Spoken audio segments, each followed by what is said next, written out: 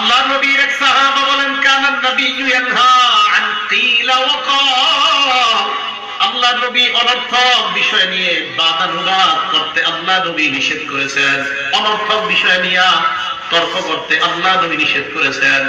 অনর্থক বিষয় নিয়ে তর্ক, মনে করেন আমরা 90 বছর, 100 বছর, 200 বছর সহি একটা আমল আমাদের মসজিদে আমরা করতেছি, যে আমলটা সহি, এই মসজিদে একটা আমল সময় করতেছি, মনে করেন এটা শুদ্ধ আমল।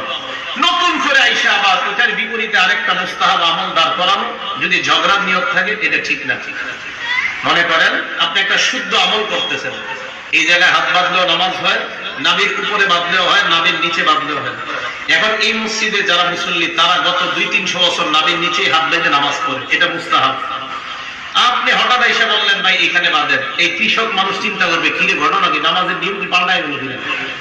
বলছি না আমি, আপনি